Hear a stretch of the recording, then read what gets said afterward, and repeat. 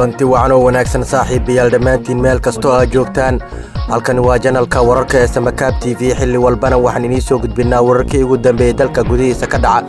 iyo akhbaaraadka kale ee ka qarsoon qodobada xiisaha badan ee barnaamijkeena faaqadaada wararka aad ku daawan doontaan waxaa ka mid ah booliiska federaalka Soomaaliya oo xabsiga dhiga xubno sarsare oo ka tirsan maamulka gobolka Banaadir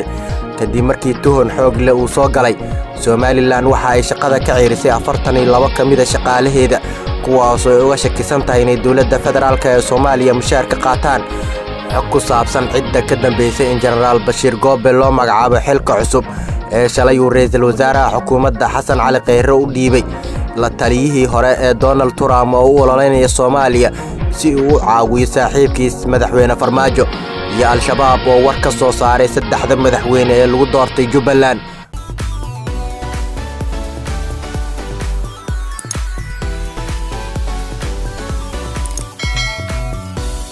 soo dhawaada daawadayaal qodobadaas iyo kuwa kale oo faahfaahsan fadlan haddii aad janaalkeena ku cusubtaana subscribe noo saar gambalaalkana taabo si markasta aad u noqoto qofka ugu horeeya ee wararkeena iyo warbixinadeena ay soo gaaraan ugu horeyntiina haddaynu ku bilowno barnaamijkeena faaqidaada wararka booliiska federaalka ee Soomaaliya ayaa xabsiga dhigay xubno sarsare oo ka tirsan maamulka gobolka Banaadir kadib markii tuhun xoog leh uu soo galay ciidamo uu hogaaminayo taliyaha qaybta guud ee booliiska gobolka Banaadir Saadiq Cumar Xasan Saadiq Joon ayaa waxa aqalka dawladda hoose ee gobolka Banaadir kala baxeen saddex ka tirsan shaqaalaha gobolka Banaadir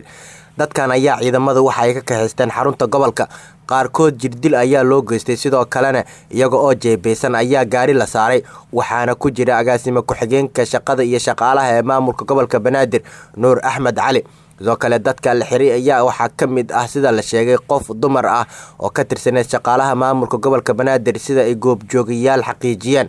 lama oga sababta rasmiga ah ee loo xiray balse warar ayaa sheegaya in Nuur Axmed Cali uu diiday inuu xarunta ka baxo si loo fuliyo baaritaan la xiriira qaraxii ka dhacay 24kii bishii July ee soo dhaafnay oo uu ku geeriyooday duqii maamulka gobolka Banaadir Engineer Risow Allah u naxariistee Nuur Axmed Cali ku-xigeenka agaasimaha shaqada iyo shaqaalaha ee maamulka gobolka Banaadir ayaa sidoo kale ka tirsanaa guddiga qabanqaabada ee xil wareejinta gudoomiyaha cusub ahna duqa Muqdisho Cumar Maxamuud Maxamed Finish kaas oo dhawaan la rajeynayay inuu shaqada si toos ah ula wareego haatanna Somaliland waxa ay shaqada ka ciirisay 42 kamid ah shaqaalaha rayidka ah kuwaas oo ay kaga shakisan tahay in dawladda federaalka mushaar ka qaataan xukuumadda Somaliland uu hogaamiyo madaxweyne Muuse Biixi ayaa waxa ay shaqadii ka joojisay shaqaale ka howlgalayay gagada diyaaradaha ee magaalada Hargeysa ee Cigaal International Airport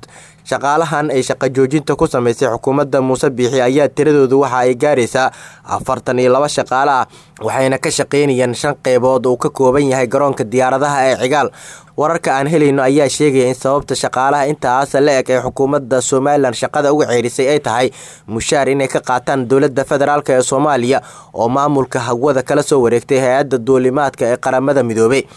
waxaa xusid mudan in dawladda federaalka ee Soomaaliya muddooyinkii dambe ay la soo wareegtay hawada midaasna ay suura gelisay in shaqaalihii hay'adda mushaarka ka qaadan jiray badankood ay dawladda federaalka mushaar siiso xukuumadda Somaliland ayaa ku doodaysa in shaqaalahaasi ay soo cadeeyaan inaysan wax mushaar ka qaadan dawladda federaalka Soomaaliya taas oo la wareegtay maamulka hawada ee dib loo soo celiyay 42 shaqaalaha ah ee shaqada laga ciiriyay garoonka diyaaradaha Cigaal waxa ay ka qaban jireen 5 shaqo oo kala ah maamulka macluumaadka hawada saadaasha hawada hagida diyaaradaha baakin garaynta diyaaradaha iyo dabdamiska diyaaradaha waxaana ay ahaayeen kuwo aad muhiim uga ah shaqada ka socota garoonka diyaaradaha arintan ayaana loogeen halka ay ku dhamaan doonto balse Somaliland ayaa iyadu markasta waxa ay xabsiga dhigtaa cid kasta oo ay kaga shakisan tahay inay dawladda federaalka xiriir wanaagsan la leedahay balse arinta shaqaalaha ayaa haatan ah wax cusub haatan xog ku saabsan cidda ka dambaysa in Generaal Goobe loo magacaabo xilkaas cusub ayaa inii soo gudbinaynaa ma ahayn sheeko iyo dadaal waqti dheer lagu bixiyay in taliyihii hore ee ciidanka asluubta Bashiir Maxamed Jaamac Bashiir Goobe loo magacaabo maareeyaha guud ee wakaaladda horumarinta dhismaha Soomaaliya kadib markii dhawaan laga qaaday xilkii taliyaha ciidanka asluubta waxaa warbaahintii ogaatay in Bashiir Maxamed Jaamac uu kulamo isdaba joog ah la qaatay wasiirka dhalinyarada iyo ciyaaraha xildhibaan Khadiija Maxamed Diiriye isla markaana uu ka dalbaday in xilkaas oo ah boos muhiim ah loo magacaabo iyadoo kala hadlaysa ra'iisul wasaaraha xukuumadda Xasan Cali Kheyre oo saaxiibo aad isugu dhow ay yihiin. wasiir Khadiija oo ku qanacday xilkaas isla markaana kala tashatay Bashiir Goobe iyo xildhibaan Xeele oo qaraabo ay yihiin labaduba ayaa waxa ay la kulantay ra'iisul wasaaraha Soomaaliya iyadoo ka dalbatay in sareeyo guuto Bashiir Maxamed Jaamac xilkaas loo magacaabo. xildhibaan Khadiija Maxamed Diiriye oo leh awood badan oo guud ahaan xafiisyada dawladda ah gaar ahaan xafiiska madaxweynaha iyo kan ra'iisul wasaaraha Soomaaliya Xasan Cali Kheyre ayaa Bashiir Goobe u soo dhameysay in xilkaas loo magacaabo isla waqti dhow. xilkaas oo ah maareeyaha guud ee wakaaladda horumarinta dhismaha Soomaaliyeed. sareeyo guud Bashiir Maxamed Jaamac ayaa dhowrkii bil ee lasoo dhaafay howlaha dayactirka taalooyinka qaranka magaalada Muqdisho ka waday iyo guryo kale oo ah danta guud. goobaha dayactirka lagu sameeyay isla markaana uu Bashiir Goobe hogaaminayay waxaa ka mid ah taalada Xaawataako, madxafka qaranka, tiyaatarka qaranka, taalada Dhagaxtuur iyo maktabadda qaranka. xarumahaas qaarkood dayactirkooda waa la dhameystiray halka kuwo kalena ay shaqo aad u wanaagsan ka socoto. hagaag haatanna dhankaas iyo Mareykanka ayaan aadaynaa iyo la taliyihii hore ee Mareykanka ayaa u ololeynaya Soomaaliya si uu u caawiyo ayaa la leeyahay saaxiibkiis madaxweyne Farmaajo. la taliyihii hore ee ololaha doorashada madaxweynaha Mareykanka Michael Kobo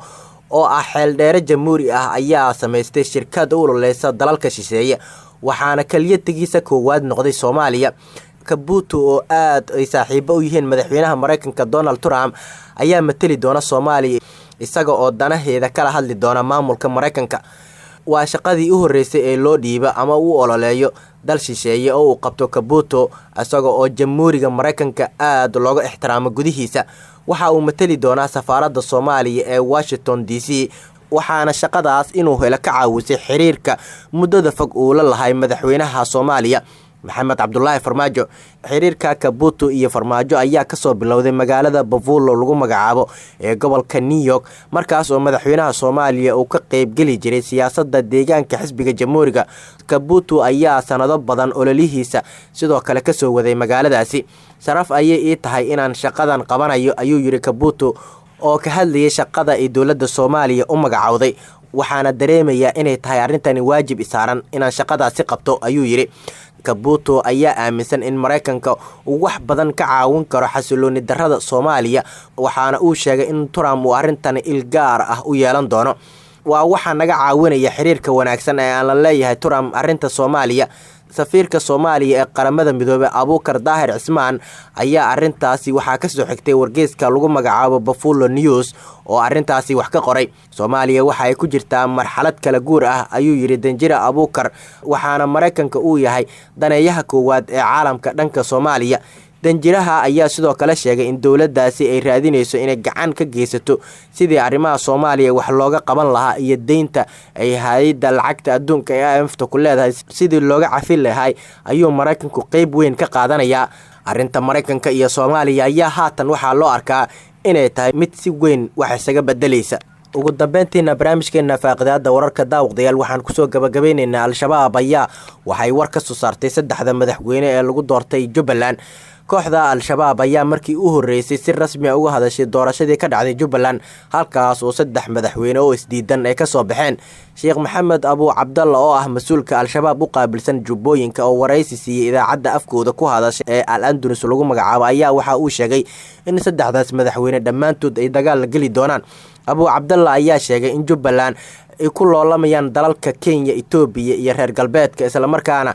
madaxweynayaashaas la doortay aysan waxba ka qaban karin arrimaha Jubbaland sida uu hadalka u dhigay. waxa uu sheegay in dadka reer Jubbaland ay dhibaato xoog leh ku hayaan maamulkaasi kaas oo uu sheegay in maamulka Al-Shabaab uu wax ka qaban doono sida uu dhigtay. Al-Shabaabka ayaa sida cad dadka shacabka dhibaato xoogan u geysta iyagoo xitaa deegaanada ay joogaan dadku aysan xorriyad ku noolaan karin. Jubbaland ayaa waxaa ka jira saddex madaxweyne oo siyaabo kala duwan loo doortay kuwaas oo isdiidan siyaasad ahaan inkastoo warar soo baxay ay sheegayaan in haatan uu wada hadal u socdo. guud ahaana daawadayaasheena qiimaha badan oo barnaamijkeena faaqidaada wararka intaas ayaan kusoo gabagabeyneynaa. fadlan waxaan ka codsanaynaa haddii aad janaalkeena ku cusubtahay inaad subscribe noo saarto gambalaalkana aad taabato si aad u noqoto qofka ugu horeeya ee wararkeena iyo warbixinadeena ay soo gaaraan. sina sheergaray muuqaalkan si saaxiibadaada kale ay usii daawadaan. nabadgelyo ammaano Allah daawada meel kastoo aad dunida ka joogto.